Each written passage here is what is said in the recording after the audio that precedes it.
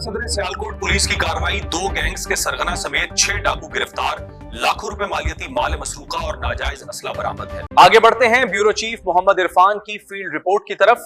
आज तक न्यूज आपके लिए लेकर आया है मजीद हकाइक। थाना सदर सियालकोट पुलिस ने बड़ी कार्रवाई करते हुए 2 डकैत गैंग्स के सरगना समेत 6 खतरनाक मुलजमान को गिरफ्तार कर लिया है। मुलजमान के कब्जे से लाखों रुपए मालियत का मसरूका सामान और नाजायज असलहा बरामद किया गया है।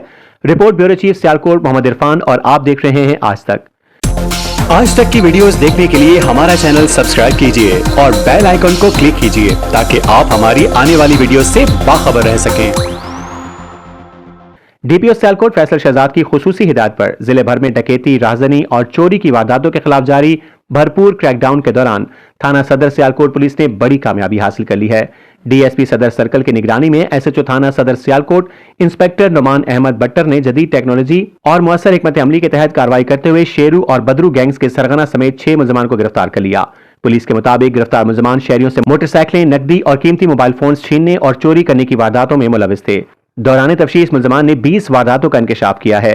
पुलिस ने मुलजमान के कब्जे से 5 मोटरसाइकिलें, 4,75,000 रुपए नकदी, 4 कीमती स्मार्टफोन और नाजायज असलहा जिनमें 4 पिस्तौल 30 बोर और 2 राइफलें बमा सैकड़ों गोलियां शामिल हैं बरामद कर ली। गिरफ्तार मुलजमान में हारिस, दानिश, अरसलान, बदर, अब्दुल्ला और बशारत अली शामिल हैं जो लखा वाली के रिहायशी हैं। मुलजमान के खिलाफ थाना सदर सियालकोट में 20 मुकदमात ट्रेस की गई हैं जबकि मजीद तफ्तीश जारी है जिससे मजीद बरामदगी की तवक्का है।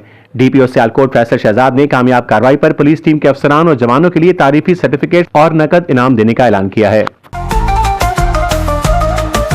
आज तक न्यूज, खबर सच के साथ।